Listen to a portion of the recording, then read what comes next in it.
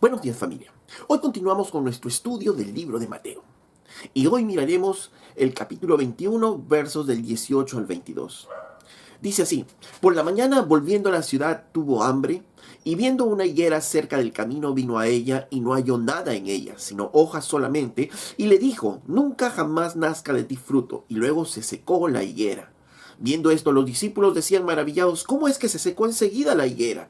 Respondiendo Jesús les dijo: de cierto os digo, que si tuviereis fe y no dudareis, que no solo haréis esto de la higuera, sino que si a este monte dijereis: quítate y échate en el mar, será hecho. Y todo lo que pidiereis en oración creyendo, lo recibiréis. Ok, recordemos entonces que Jesús entra a Jerusalén entre gritos y la algarabía de todo el pueblo. Todos los israelitas que estaban ahí estaban proclamando a Jesús como el Mesías, como el Rey. Hosana al Altísimo, bendito el que viene en el nombre del Señor, decían. Al día siguiente, Jesús purifica el templo. Y ya hemos visto la semana pasada qué es lo que hizo. Mostró finalmente la corrupción que había en este lugar, ¿no? En estos negocios de los propios sacerdotes. Y Jesús, a modo de limpieza, como decíamos hace un momento, él echa fuera todo el banco de estos cambistas, de estos vendedores, y él exclama claramente diciendo que el objetivo era que esa casa sea una casa de oración, pero que ellos lo habían convertido en una cueva de ladrones. De acuerdo al relato del Evangelio de Marcos, al parecer, ese mismo día, Jesús tuvo un primer encuentro con esta planta de la higuera, que es lo que vamos a ver el día de hoy.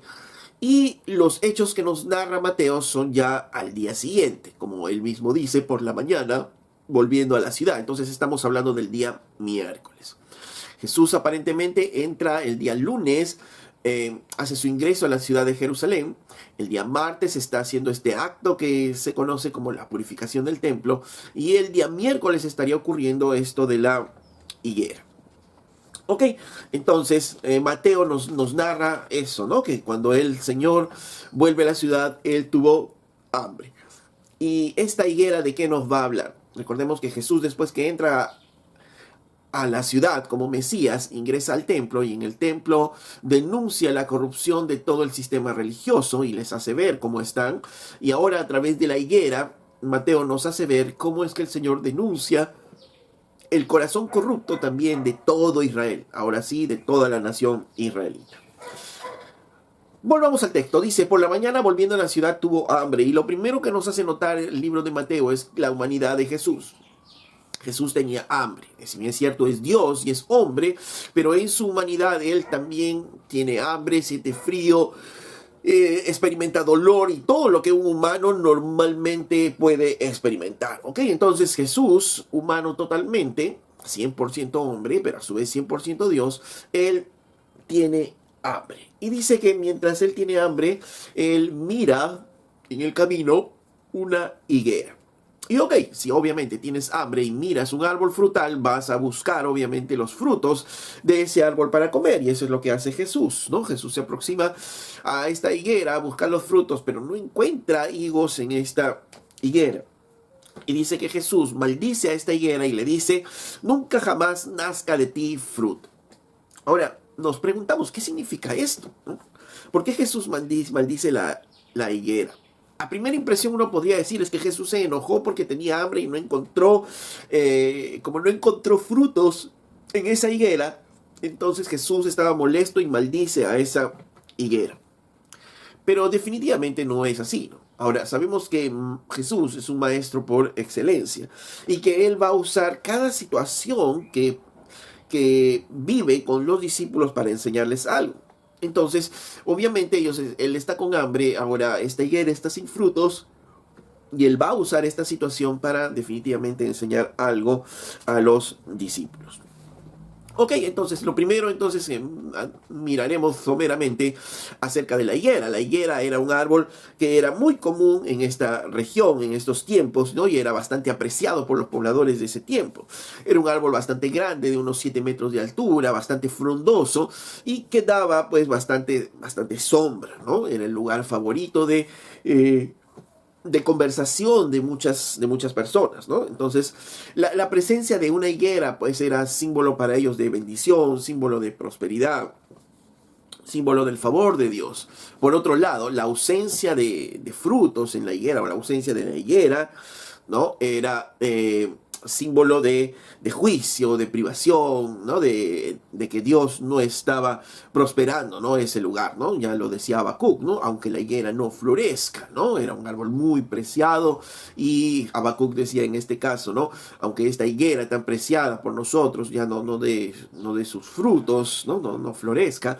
Entonces, vemos que la higuera era bastante conocida y bastante apreciada por los de Israel. Ahora, ¿qué ocurre normalmente con la higuera? Normalmente con la higuera empieza a tener en su crecimiento, empieza a tener unos frutos inmaduros pequeños, pero apenas que empiezan a tener estos frutos inmaduros pequeños, empiezan a crecer hojas, y abundantes hojas, de manera que cuando ya el árbol está lleno de hojas, bastante frondoso, entonces quiere decir que ya los frutos están listos para poder ser retirados y obviamente ser comidos, ¿no? Ahora, el Evangelio de Marcos, en este pasaje paralelo, nos hace notar algo más. Nos dice que no era tiempo de higos, ¿no? Y esto obviamente podría confundir a alguien, ¿no? Porque entonces Jesús tuvo hambre, no encontró higos en esa higuera, pero no era tiempo de higos. Entonces, ¿por qué iba a esperar encontrar higos en esa higuera? Y encima Jesús, al no ver esos higos, en un tiempo en que no debe haber higos, maldice esa hoguera y le dice: nunca jamás nazca fruto de ti. Entonces, ¿por qué Jesús maldice esa higuera? Porque obviamente Jesús quería aprovechar una situación. ¿Cuál era la situación? Él tuvo hambre, él se acerca a la higuera. ¿Y por qué se acerca a la higuera? Porque la higuera, dice, tenía muchas hojas, ¿no? Estaba bastante frondosa. Y entonces obviamente él se acerca, ve que no hay higos y ve la oportunidad perfecta para poder enseñar algo a sus discípulos. ¿Por qué? Porque algunas veces la higuera o la vid, ¿no? Son figuras que han representado proféticamente a Israel, ¿no? Si queremos ver, por ejemplo, un par de versículos en Oseas, capítulo 9, verso 10, el Señor dice: como uvas en el desierto hallé a Israel, como la fruta temprana de la higuera en su principio vi a vuestros padres, ¿no? O sea, diciendo como la higuera que estaba todavía inmadura, así conocía a sus padres, ¿no? Hacía esa comparación. En Jeremías capítulo 24, verso 3, decía, por ejemplo, le dice, verso 3 dice: y me dijo Jehová, ¿qué ves tú, Jeremías? Y dije: higos buenos, y malos, muy malos, que de malos no se pueden comer. Y vino a mí palabra de Jehová diciendo: así ha dicho Jehová, Dios de Israel, como a estos higos buenos, así miraré a los transportados de Judá, a los cuales eché de este lugar a la tierra de los caldeos para bien. Porque pondré mis ojos sobre ellos para bien, y los volveré a esta tierra, y los edificaré, y no los destruiré, los plantaré, y no los arrancaré, y les daré corazón para que me conozcan que yo soy Jehová, y me serán por pueblo, y yo les seré por Dios, porque se volverán a mí de todo corazón. ¿Qué estaba diciendo aquí? Que estaba el Señor diciendo que él veía higos buenos. ¿Y cuáles eran esos higos buenos? La nación de Judá que fue llevada cautiva a Babilonia. Pero decía el Señor que estos higos buenos los iba a retornar a su lugar, los iba a plantar, ¿no? Y él iba a ser su Dios, y el pueblo iba a ser el pueblo de Dios mismo. Ok, entonces también simbólicamente haciéndonos ver la prosperidad de Israel que vendría después. Ok, entonces no era algo nuevo relacionar a la higuera con Israel. Ok, entonces Jesús probablemente está tratando de enseñar algo acerca ya de Israel, y por eso decíamos en un inicio que Jesús ahora va a hablar acerca del pueblo de Israel, ¿no? Recordemos, lo primero que hace Jesús al día siguiente, después de entrar a Jerusalén, va al templo y hace ver la corrupción en el sistema religioso, y cómo es que Jesús, como Dios, está en desacuerdo total de este sistema religioso corrupto. Ahora, va a hablar a sus discípulos ahora acerca de Israel, ¿no? Y debemos hacernos una pregunta: ¿cuál es el propósito de un árbol frutal? Obviamente que dé frutos, ¿no? Si no da frutos, obviamente no sirve. Y una higuera llena de hojas, como en este caso se encuentra el Señor, es una higuera que aparentemente va a tener muchos frutos. Es una higuera que llama la atención porque va a tener muchos frutos, aparentemente. Pero Jesús no encontró esos frutos. Ahora, nos debemos preguntar si Jesús, si proféticamente se compara a la higuera con Jesús, con Israel, y decimos que el propósito de un árbol frutal es que dé frutos, obviamente. ¿Cuál es el propósito de Israel? ¿No? También nos preguntamos. Y en Deuteronomio 28, verso 1 en adelante, solo vamos a leer algunos versículos de todo este capítulo, dice: acontecerá que si oyeres atentamente la voz de Jehová tu Dios para guardar y poner por obra todos sus mandamientos que yo te prescribo hoy, también Jehová tu Dios te exaltará sobre todas las naciones de la tierra. Comienza aquí en Deuteronomio diciendo que si el pueblo de Israel oía la voz de Jehová y la ponía por obra, o sea, actuaba en obediencia a su palabra, dice, entonces Dios iba a exaltar a Israel sobre todas las naciones. ¿Y cómo la iba a exaltar? Verso 2, y vendrán sobre ti todas estas bendiciones y te alcanzarán y si oyeres la voz de Jehová tu Dios. Bendito serás en tu ciudad, bendito en el campo, bendito en el fruto de tu vientre, bendito en tu tierra, el fruto de tu bestia, la cría de tus vacas y los rebaños de tus ovejas. Bendita será tu casa, bendita tu arteza de amasar, bendito tu entrar, bendito tu salir. Vamos al verso 9. En el verso 9 dice: te confirmará Jehová por pueblo santo suyo, como te lo ha jurado, cuando guardares los mandamientos de Jehová tu Dios y anduvieres en sus caminos. Y verán todos los pueblos de la tierra que el nombre de Jehová es invocado sobre ti y te temerán. Y te hará sobreabundar en bienes, en el fruto de tu vientre, en el fruto de tu bestia, en el fruto de tu tierra, en el país que Jehová juró a tus padres que te iba a dar. Ok, entonces, ¿qué era el propósito de Israel? El propósito de Israel era: si tú, ¿no?, le decía a Israel, me obedeces, sigues mis caminos, sigues mis mandatos, yo te haré exaltar sobre todas las naciones. ¿Y cómo? Yo te voy a bendecir en todo, te voy a bendecir en tu producción, te voy a bendecir en tus frutos, te voy a bendecir en tus animales, en tu economía, en todo vas a ser bendito y vas a estar por encima de todas las naciones, vas a ser cabeza, no vas a ser cola, de manera que las personas mirarán qué pasa en Israel, por qué está siendo tan prosperada y bendecida. Ah, es que Jehová es su Dios. Y entonces te temerán, dice, y temerán también al Dios de Israel, y algunos de los gentiles vendrán y buscarán a Jehová para adorar a Jehová por cuanto todo lo que le hace a Israel. Entonces ese era el propósito de Israel. Lamentablemente, Israel no dio los frutos que Dios quería que dé, porque Israel no siguió el camino de Dios. Israel no obedeció la palabra de Dios, aunque nunca dejaron los ritos, aunque nunca dejaron, entre comillas, la palabra, siempre la tenían ahí como tesoro, pero el problema es que su corazón verdaderamente estaba lejos de Dios. Así lo atestiguó el profeta Isaías, por ejemplo, en Isaías 29, capítulo 13, dice pues el Señor: porque este pueblo se acerca a mí, con su boca y con sus labios me honra, pero su corazón está lejos de mí, y su temor de mí no es más que un mandamiento de hombres que les ha sido enseñado. Entonces, ya el Señor decía aquí en Isaías que el pueblo solo se acercaba de manera externa, ¿no?, pero que su corazón estaba lejos de mí, ¿no? En sus labios aparentemente había honra, había alabanza, había exaltación, pero el corazón de los israelitas estaba muy lejos de Dios. En el libro de Malaquías, ¿no?, el último de los libros del Antiguo Testamento, dice, por ejemplo, en el capítulo 1, verso 6, decía el Señor: el hijo honra al padre y el siervo a su señor. Si ustedes me dicen, Padre, ¿dónde está mi honra? Y si soy Señor, ¿dónde está mi temor? Dice Jehová de los ejércitos. Oh sacerdotes, que menospreciáis mi nombre. Y decís encima: ¿en qué hemos menospreciado tu nombre? En que ofrecéis sobre mi altar pan inmundo. ¿Qué estaba ocurriendo aquí? El Señor les dice a los israelitas, le dice: bueno, normalmente el hijo honra a su padre, el siervo honra a su señor. Ahora ustedes me dicen que yo soy su padre, yo soy su señor, pero entonces, ¿dónde está mi honra? ¿Dónde está el hecho que me temen porque soy su señor y me obedecen? ¿No? Más bien ustedes, sacerdotes, al contrario, menosprecian mi nombre. Y ahora, cuando el Señor les dice eso, los sacerdotes preguntan: ¿en qué hemos menospreciado tu nombre? Y el Señor les dice que ustedes están ofreciendo sobre mi altar pan inmundo, pan contaminado, ¿no? Y encima todavía preguntan: ¿en qué te hemos deshonrado? Y así era el corazón de los israelitas, ¿no? Finalmente. Un corazón bastante duro para con el Señor, aunque nunca dejaron sus actos religiosos. Miren, más adelante en Malaquías capítulo 2, verso 1, de nuevo: ahora pues, os sacerdotes, para vosotros es este mandamiento: si no oyereis y si no decidís de corazón dar gloria a mi nombre, ha dicho Jehová de los ejércitos, enviaré maldición sobre vosotros y maldeciré vuestras bendiciones, y aún las he maldecido porque no os habéis decidido de corazón. ¿Okay? El Señor está diciéndoles: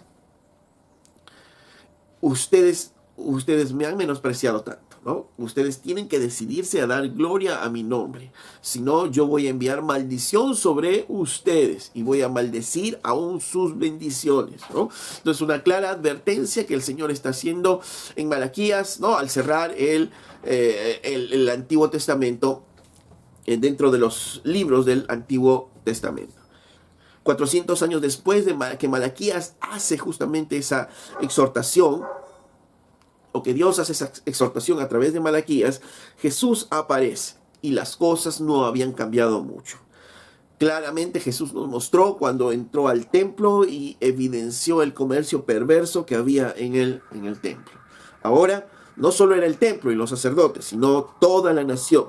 Toda la nación era una nación muy religiosa.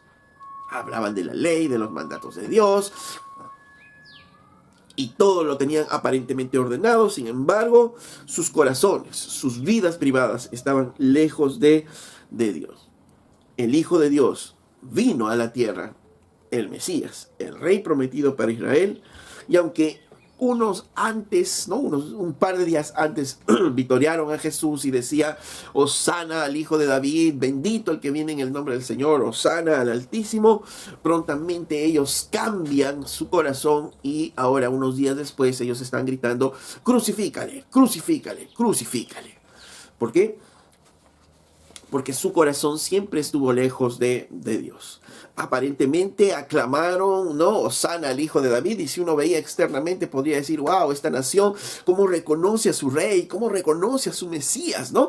Oh, qué buena nación. Pero realmente no lo reconoció, porque cuando empezó Jesús a hacer las cosas que ellos pensaban que no debería hacer el Mesías, entonces lo abandonaron y empezaron a gritar que lo crucifiquen.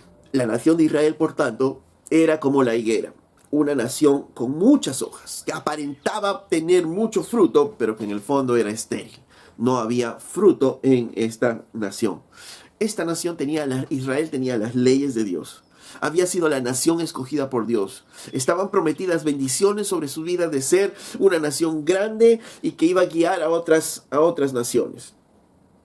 Pero finalmente su religión era una religión vacía. Una nación con oraciones solamente repetitivas, ¿no? Con oraciones rutinarias, con oraciones ostentosas, ¿no? Por ejemplo, las oraciones que tenía el fariseo, en la historia esta del fariseo y el publicano, ¿no? Cuando el publicano decía simplemente a voz en cuello, para que todos le vean: Señor, gracias por no ser como este publicano. Entonces, un hombre orgulloso que aún en su oración transmitía que ese orgullo, ese corazón orgulloso y ese corazón que no estaba dispuesto a ayudar al pecador. Era un pueblo que tenía su corazón fuera de Dios. Sí, daba ofrendas, ¿no?, al templo, como hemos visto y lo vemos en el tiempo de Jesús. Sin embargo, no todos daban sus ofrendas, y algunos ni siquiera alcanzaban a dar el 10% que establecía la ley. Había abusos contra los huérfanos, abusos contra las viudas, corrupción aquí, corrupción allá. Había muchas necesidades, no había ayuda. Entonces era una higuera frondosa, era una higuera que tenía muchas hojas, era una higuera que prometía muchas cosas, pero en realidad no había ningún fruto, ¿no? Por eso esta higuera personifica a Israel mismo. Ahora, Jesús dijo esta parábola, ¿no?, más adelante en Lucas capítulo 13, verso 6, también sobre la higuera. Y en Lucas capítulo 13, verso 6, dice: Jesús dijo también esta parábola: tenía un hombre una higuera plantada en su viña, y vino a buscar fruto en ella, y no lo halló. Y dijo al viñador: he aquí, hace 3 años que vengo a buscar fruto en esta higuera, y no lo halló. Córtala. ¿Para qué inutiliza también la tierra? Él entonces respondiendo le dijo: Señor, déjala todavía este año, hasta que yo cabe alrededor de ella y la abone. Y si diere fruto, bien, y si no, la cortarás después. Jesús decía esta parábola como una parábola profética, digamos, de lo que iba a pasar en Israel. Dice que este hombre, ¿no?, estuvo buscando fruto por 3 años. El ministerio de Jesús fue de 3 años, y obviamente está hablando de Jesús, que vino a buscar fruto en la higuera, que vino a buscar fruto en Israel, pero que no lo encontró. Entonces el hacha estaba lista para cortar el árbol, aunque en su misericordia Jesús pide que voy a trabajar un poco más, voy a ver si se puede salvar, voy a cavar alrededor de ella y voy a abonarla a ver si se puede salvar. y si no da frutos, entonces se cortará después, ¿no? La misericordia de Jesús dándole un poco de chance más a Israel. Entonces, Israel, un árbol frutal, un árbol frondoso, pero sin frutos, un árbol estéril que estaban esperando que dé frutos. Entonces Jesús compra un poco más de tiempo, digamos, por decirlo así, y estaba a la expectativa de ver si Israel iba a dar frutos. Al no dar frutos, ¿qué pasó históricamente? En el año 70 después de Cristo, el emperador Tito entra a Jerusalén y destruye el templo de Jerusalén y dispersó a la nación judía, e Israel desaparece como nación. No es hasta 1943 que Israel vuelve a ser reconocida como nación. Pero volviendo a Mateo, recordemos que Jesús, ¿qué le dijo a la higuera? Jesús le dice a la higuera: nunca jamás nazca de ti fruto, ¿no? Jesús vio a la higuera, una higuera muy frondosa, con muchas hojas, pero sin fruto. Y al verla sin fruto dijo: nunca jamás de fruto en ti. ¿Y qué pasó con la higuera? La higuera se secó. Y luego se secó la higuera. ¿Y qué estaba hablando de que esto que se seca la higuera? Es que justamente después de 30 años que Jesús estuvo a los 30 años Jesús estuvo en la tierra, por 3 años fue su ministerio, y ahora 40 años después, o sea, en el año 70 después de Cristo, vino que el juicio finalmente para Israel.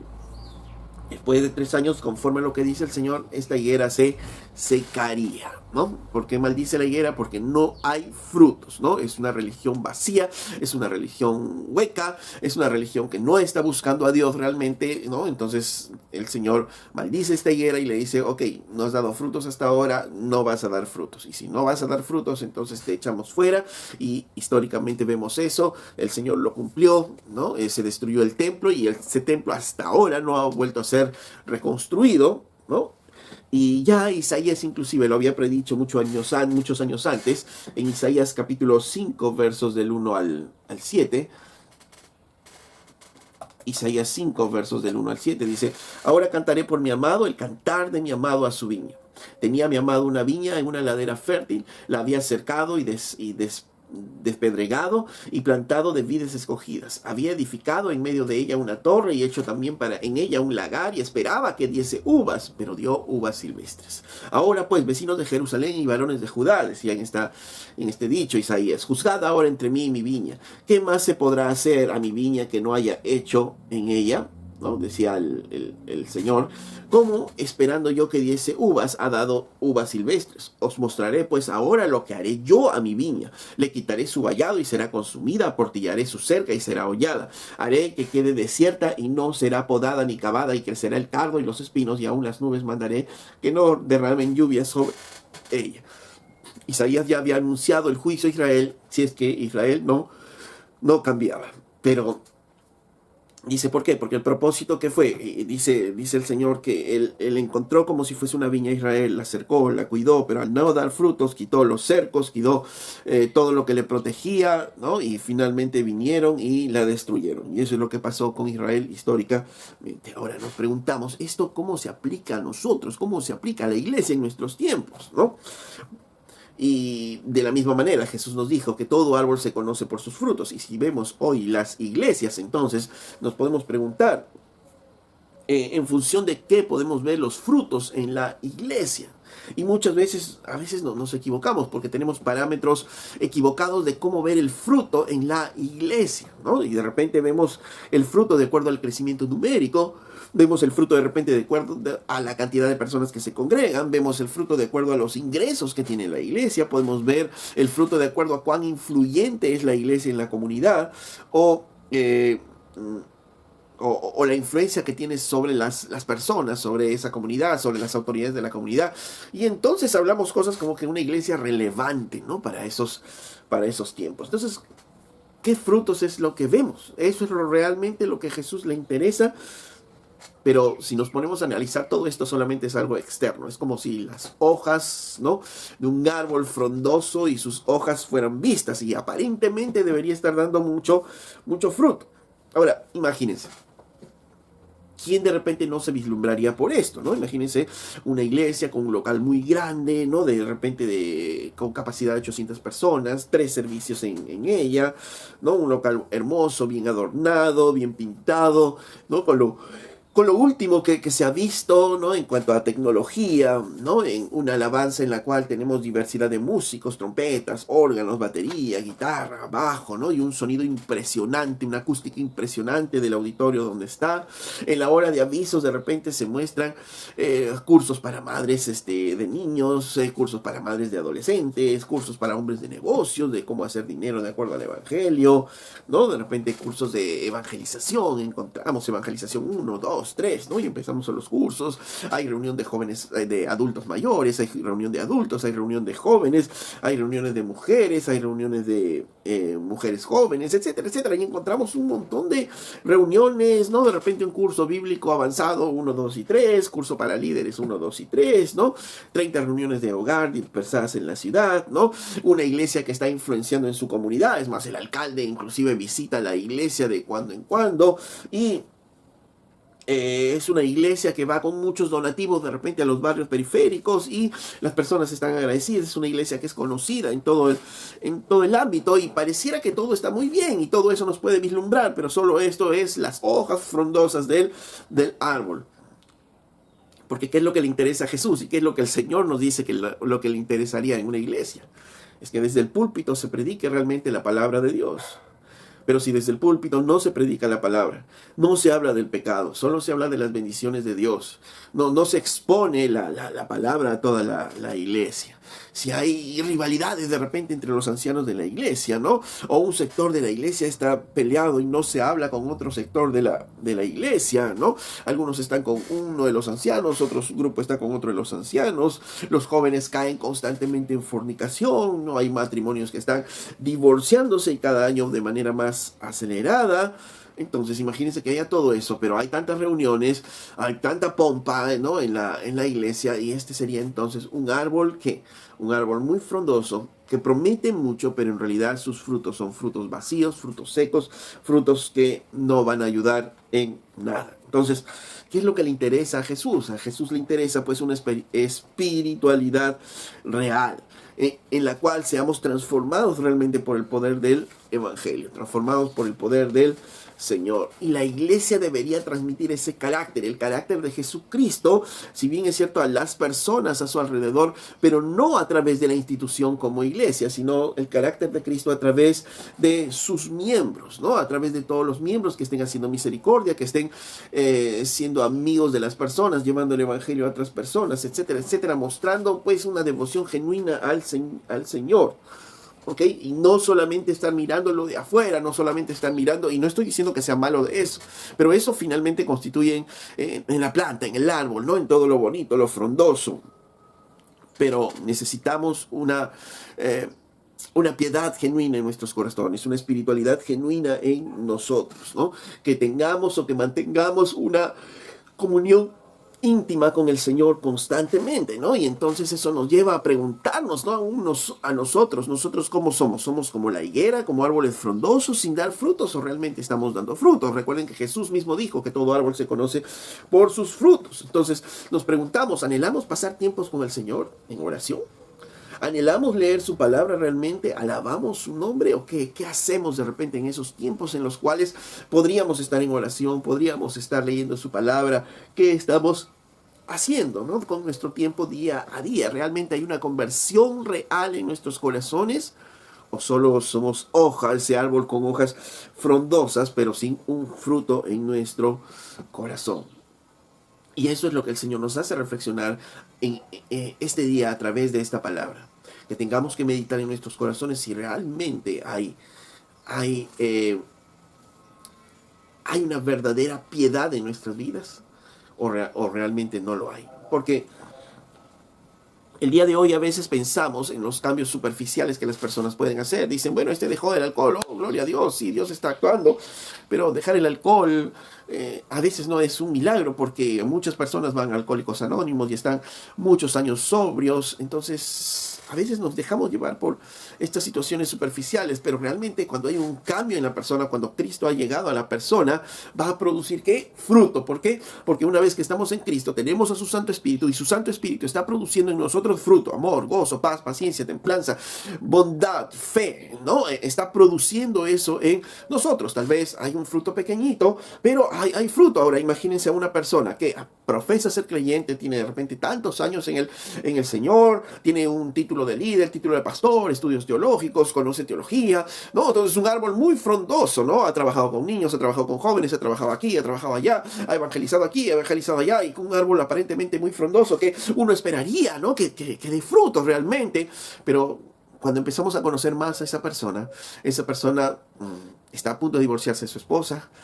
sus hijos no lo aman, no lo quieren, ¿no? Y no porque sea un padre que discipline, sino porque es un padre ausente, no está con ellos, ¿no? Los ha dejado solos todo el tiempo, ¿no? En cuanto a sus hermanos, hay algunos hermanos con los cuales está peleado, no se habla con ellos, sus vecinos ni qué decir, es un hombre problemático, se pelea con los vecinos,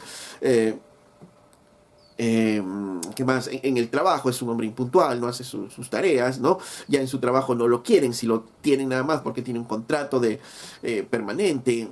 Entonces, ¿qué frutos está dando? Parecería un árbol muy frondoso, un árbol de muchas hojas, pero sin fruto. Y eso es lo que Jesús quería decir acerca de Israel, que era un árbol con muchas hojas, pero sin un fruto evidente. Y eso es lo que les advertía a sus discípulos, a no convertirse en árboles frondosos sin fruto. Ahora, miren, volviendo al libro de Mateo, dice que después de que la higuera se seca, dice en el verso 20, viendo esto sus discípulos decían maravillados, ¿cómo es que se secó esta higuera enseguida? ¿No? ¿Cómo es que se secó enseguida esta higuera? Bueno, la respuesta a eso es natural, ¿no es cierto? Jesús mismo lo había dicho antes, que estando en Él llevaremos mucho fruto, pero separados de Él no llevaremos fruto. ¿Y cuál será simplemente el camino? Nos secaremos y nos moriremos, ¿no? Es más, Jesús mismo dice que cuando nosotros damos fruto, ¿qué Él hace? Él poda nuestras vidas para dar mucho más fruto, ¿no?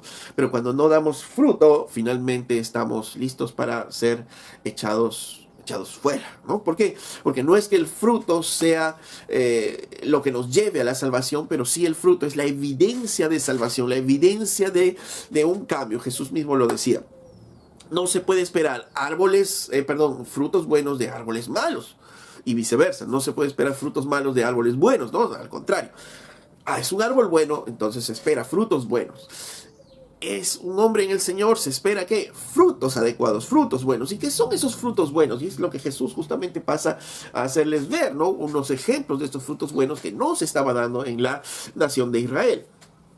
Dice en el verso 21, respondiendo Jesús les dijo, de cierto os digo que si tuvierais fe y no dudareis, no solo haréis esto de la higuera, sino que si a este monte dijerais, quítate y échate en el mar, será hecho. Y todo lo que pidierais en oración, creyéndolo, recibiréis. Jesús les decía, mira, no solo esto de la higuera, no se asombren por esto de la higuera. Miren, la verdad es que si ustedes tuvieran fe, no como la nación, sino si ustedes realmente tuvieran fe, y no dudaran, no solo ustedes harán esto de la higuera, sino que si a este monte dijereis, quítate y échate en el mar, será hecho. Recordemos que este era un dicho popular en Israel, refiriéndose a los grandes problemas que podría enfrentar un hombre. Entonces Jesús les estaba diciendo, si realmente tú tuvieses fe en Dios, podrías decir a estos problemas que te impiden hacer la voluntad de Dios, entonces échate al mar y estarían echados fuera, ¿no? Porque Dios realmente quiere que hagas su voluntad, y si tienes estorbo o problemas para hacer su voluntad, el Señor va a quitarlos, pero si tú estás en una vida de oración en el Señor. En el Evangelio de Marcos, capítulo 11, verso 20, el Señor añade algo más, ¿no? En Marcos, capítulo 11, verso 20,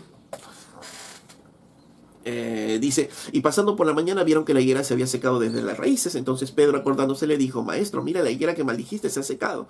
Respondiendo Jesús le dijo, tened fe en Dios, ¿cierto? Y en el Evangelio de Mateo también le dice, si tuvierais fe, ¿no? Entonces, de nuevo, una de las primeras características del creyente, una de los primeros frutos que en verdad debe haber en el corazón del creyente es fe. Dice, porque de cierto os digo que cualquiera que dijera a este monte, quítate y échate en el mar, y no dudar en su corazón, eso es fe, no, sino creyere que le será hecho, lo que dice, lo que diga será hecho, ¿no? Entonces, de nuevo, si hubiese un gran problema que te impidiese, ¿no?, hacer la voluntad de Dios, pero tú le pides al Señor porque tú quieres hacer su voluntad, entonces tú podrías echar fuera abajo cualquier problema con tu oración, pero es una oración que está buscando la voluntad de Dios, ¿no? Entonces, verso 24, por tanto os digo que todo lo que pidierais orando, creed que lo recibiereis y os vendrá. Otra vez, otro hecho de un creyente, la oración. La oración. Y de nuevo en Mateo también nos habló de la oración, ¿no? Y Marcos añade y dice esto, ¿no? Por tanto os digo que todo lo que pidierais orando, creéis que lo recibiréis y os vendrá. Y cuando estéis orando, perdonad si tenéis algo contra alguno, para que también vuestro Padre que está en los cielos os perdone de vuestras ofensas, ¿no? Ok, volviendo a Mateo entonces, Mateo dice, si tuvierais fe y no dudareis, eso es fe, podrías decir a este monte, quítate y échate en el mar, ¿no? Estás orando, ¿no? Y todo lo que pidas en oración, creyendo, lo recibiréis, ¿no? Y obviamente Jesús hace este contraste, ¿no? Este contraste para enseñarles justamente esto a sus discípulos. ¿Y cuál es el contraste? El contraste este es Israel, es una nación con muchas hojas, un árbol muy frondoso que parecería que tuviese frutos, pero que realmente en sus frutos no hay nada. No son hombres de fe, ya no creen en Dios, es solo una religión vacía, y es una religión hueca. Dicen tener fe, pero solo tienen fe en su fe en sí mismos, pero no fe en Dios. Es una religión donde hay muchas oraciones repetitivas, oraciones para esto, oraciones para lo otro, oraciones para la sanidad, oraciones para el desayuno, oraciones para esto, pero no hay una oración real que venga del corazón y que sea una relación con Dios. Es una nación que ya no perdona, es una nación que está enemistados unos con otros, ¿no? Se asesinan, se insultan, entre otros, y ya no hay perdón. Entonces, todo eso son características de una nación que solamente podría tener muchas hojas, pero no hay frutos. Por tanto, les decía el Señor, o todo lo contrario, un hombre que tiene frutos, ¿cuál es? ¿Cuáles son esos frutos que debemos buscar? Y no estamos diciendo que estén mal las hojas o las cosas alrededor, pero el fruto evidente que sí debe haber en todo creyente es fe. Que puedas creer en Dios, que puedas creer que Dios es un Dios que hace las cosas imposibles, que Dios pudo crear todo el universo de la nada en 6 días. Que Dios si puede crear todo el universo, puede hacer grandes cosas en tu vida, puede cambiar la vida de personas, transformar la vida de personas, transformar situaciones. Dios es un Dios que lo puede todo, es el Todopoderoso. Esa debe ser mi fe. Segundo, el segundo fruto es que debo ser un hombre de oración, ¿no? Y esto va ligado justamente a la fe. Significa que yo lo que voy a pedir a Dios va a estar dado en base a ¿qué? A mi fe, en base a que yo crea en mi Dios, no para hacer mi voluntad, no para hacer lo que yo creo, sino para que Dios haga su perfecta voluntad. Y ahí es donde nos equivocamos muchas veces, porque muchos hombres están orando por cosas que Dios no quiere, y entonces obviamente no está resultando, ¿no? En Santiago 4:3, Santiago decía esto, ¿no? Que oramos nosotros mal porque oramos para nuestros propios deleites. Dice, pedís y no recibís porque pedís mal para gastar en vuestros deleites, ¿no? Porque podemos estar haciendo oraciones egoístas, podemos estar oraciones solamente pensando en nosotros, pero no estar alineados a la voluntad de Dios. Pero si yo tengo fe, si estoy orando constantemente, si estoy yo alineado a la voluntad de Dios, a la palabra de Dios, y soy uno con el Señor, soy uno con su palabra, entonces ahí mis oraciones, ¿cuáles van a ser? Mis oraciones van a ser para que se hagan la voluntad de Dios, y entonces Dios responderá de esa manera. En Primera de Juan, capítulo 5, verso 14, lo dice así el Señor. Dice, y esta es la confianza que tenemos en Él, que si pedimos alguna cosa conforme a su voluntad, Él nos oye. Y si sabemos que Él nos oye en cualquier cosa que pidamos, sabemos que tenemos las peticiones que le hayamos hecho.